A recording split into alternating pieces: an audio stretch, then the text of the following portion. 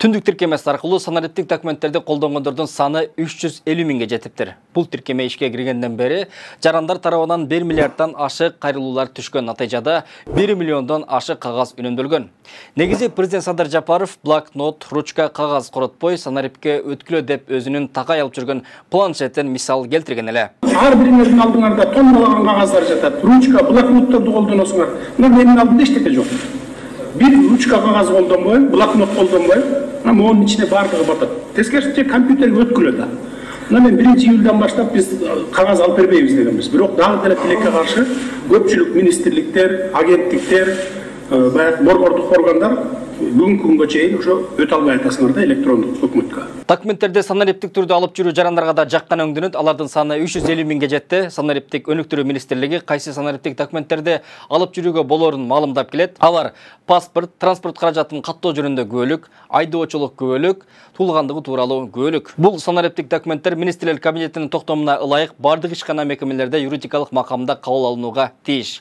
Ал үчүн калктуу тейлөө борборунан барып электрондук кол коюп келесиз. Андан соң App Store же Play Market'ten түндүк тиркемесин көчүрүп, санариптик документтерди чөнтөк телефонуңузда алып жүрө аласыз. Ушул жерден санарip министрлигине сунуш, кызматтык көлүктү дагы санариптик документтердин тизмесине киргизип койсо жакшы болмок. Анткени бизде кызматтык көлүктү сурагандар дагы көп, аны унутуп калгандар дагы көп. Када, апке. Удостоверение бар? Апке. Көрсө.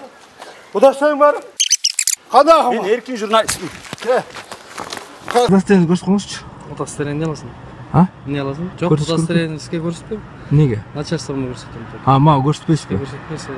Хорошо. Сизде только проверка болду, кое бересиз. Мындан сырткары бардык административдик айыппулдар тууралуу билдирмелерди жарандар ала алат. Ошол эле жол эрежесин бузгандар, алимент төлөбөгөндөр жана башка. Түндүк ведомстволор аралык электрондук өз ара аракеттенүү системасында бардык болуп 204 мекеме катталган, анын 127си коммерциялык, 77си мамлекеттик уюм. Мындан тышкары калктуу тейлөө борборлоруна кезеке электрондук тартипте турса болот. Санариптик өнүктүрүү министрлиги тарабынан иштелип чыккан Early-One тиркемеси аркылуу сиз үйдө олтуруп эле сонго онлайн кезекке тура аласыз. Ал үчүн App Store же Play Market'ten Early-One тиркемесин көчүрүңүз.